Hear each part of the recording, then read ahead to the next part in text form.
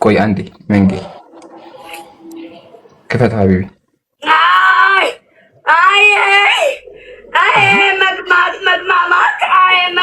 መግማማት ቆሻሻ ነው ደይኔ የከረመው አልታጠበም እና መግማት ነው አለመታጠብ። ኤኒዌይ ኢየሱስ ክርስቶስ ሃይጅን ማለትም ይሄ በቃ ይሄ ንጽህና ምናምን የሚባል ነገር ነበረው ወይስ አልነበረው? በቃ አጭር ጥያቄ ነው የምንጠይቀው። ነበረው እና እጅ መታጠብ ንጽህና ነው አይደለም? ኧረ እባክህ መልስልኝ። ኧረ እጅ መታጠብ ንጽህና ነው አይደለም? መልስ። ቀጥል። አሁን እንደዚህ ተገባ በሱ እንጂ እጅ መታጠብ ንጽህና ነው አይደለም? አይደለም። እጅ ስለታጠብክ ንጹህ ነው። እጅ መታጠብ ንጽህና ነው ወይስ አይደለም? አይደለም። አይደለም። ለማደል እንዳትሳሳት። አይደለም። እጅ መታጠብ ንጽህና አይደለም። ውጫዊ ሊሆን ይችላል። ቆሽሽ ምን ያደርጋል? ኦ ክስሙ ወላይ ቆይ ስንት ሰው እንዳለ 2002 ሰዎች 2200 ሰው አለ። መታጠብ በእየታጠብን ነው አይደለም? ሪከርድ አድርጉ። ኧረ እየታጠብን እንዴ እንዳትሳሳት። እና አትታጠቡም እናንተ? ቆይ ትታጠባላችሁ አትታጠቡ? እና ፖለቲካው ይቅርና ወደ ቆይ ትታጠባላችሁ ወይስ አትታጠቡም? እጃችሁ ስለታጠብን ንጹህ ነን ወይ? ገባኝ። የእጅ ንጽህና ነው። ስለ እጅ ንጽህና እያወራን ነው። የእጅ ንጽህና የሚጠበቀው ስለ እጅ ንጽህና ብቻ አይደለም። ለምን ነው የተናገረው? እሱ የውስጥ እንመጣለን። እሱ ሌላ ንጽህና ነው። ምንም የውስጥ የለውማ። አንድ ጥቅስ ዘለም ተከራከራለህ አንተ። እኛ ስለ እጅ ንጽህና ነው የምናወራው። እድፍ በእድፍ ነች። ለምን ጥቅሱ ክፈተውና እናውራበት እኮ ጥቅሱ ክፈተው። አየነ እኮ ስንቴ ነው የምንከፍተው? ችግር የለውም። መች እናንተ አያችሁት እንጂ እኛ አየነው። እኛ ወራን በቃ እናቅልለው። ያው ክፈተው አንዴ እናቅልለው።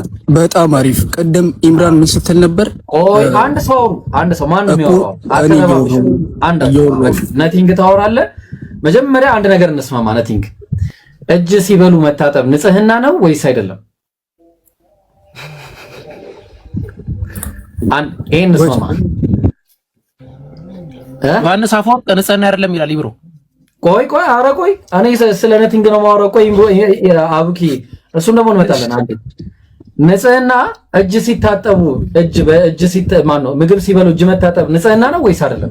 አዎ እንደ ሰውኛ ንጽህና ነው። ይሄ ጥቅስ የተጠቀሰው ለትምህርት ሊሰጥበት ስለተፈለገ ብቻ። እኔ አልጠየቅኩም እኮ እጅ ሲበሉ መታጠብ ንጽህና ነው ወይስ አይደለም እኮ። እኔም እንደ ጥቅሱ ነው መመልስልህ። እንደ ራስህ ጥያቄ ነው የጠየቅኩህ። ስትሬት ፎርዋርድ እጅ ሲበሉ መታጠብ ንጽህና ነው አይደለም?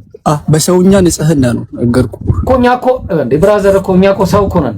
አይደለም አምላክ ነው። ክርስቶስ አምላክ ነው እያልኩ ነው። ክርስቶስ አምላክ ስለሆነ ሳይታጠብ ይበላል። ጥቅሱ ላይ ቀጥታ ይብሩ ከና ይደፉ ይበላል። ከና ይደፉ ከነ ቆሻሻው ጥቅሱ ላይ ቀጥ እኮ እንደዛ ነው እያልከኝ አለ። ጥቅሱ ላይ እንቀጥልና ከዛ ኮንክሉዥን ትሰጣለህ የራስህ። ቆይ መጀመሪያ እዚህ ላይ ሳንስማማ ነው ደግሞ ወይ ኢብራሂም ምንድነው? ስንታችሁ ነው የምታወሩት? አራንዳችሁ አውሩ። ይሄን ያለ እኮ መረበሻ አያስፈልግም። ምን ሆናችሁ ነው ጋይስ? በቃ ንጽህናችሁን ጠብቁ እያልናችሁ እኮ ነው። ክርስቲያኖች ንጽህና ጠብቁ፣ ሌላ ነገር እኮ አይደለም አሁን። ስለዚህ ንጽህና ትጠብቃለህ። ነቲንግ ውጫዊ ንጽህና አው ጠብቅ። ስለው በቃ ውጫዊ ንጽህና ስትጠብቅ ምግብ ስትበላ እጅን ትታጠባለህ? እጄን እታጠባለሁ። ያው ኃጢአቴ አያጥብልኝም ውጫዊ ንጽህና። አረ ላሽ ኢምራን አውጣለሁ።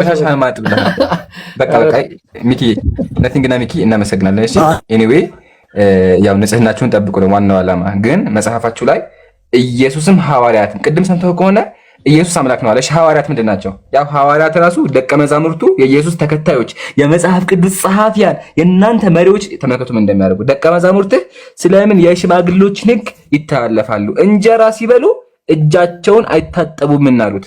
በቆሻሻ እጃቸው ነበር የሚያስወጣቸው። አብይ ይምራል አብይ አህመድ ጠልዘው ነበር የሚያስወጣቸው። እነዚህ እዚህ ሀገር ቢሆኑ አብይ አህመድ አይሰማቸውም። ንጽህና ግድ ነው። ስለዚህ የመጽሐፍ ቅዱስ ጸሐፊያን ወገኖቻችን እጃቸውን አይታጠቡም ነበረ። እነሱ የምትከተሉ ከሆነ አትቆሻላችሁ ነው። ይሄን ድረስ በዚህ እናቁመው፣ ወደ በኋላ እንመለስበታለን። አሁን ወሳኝ ነገር አለኝ።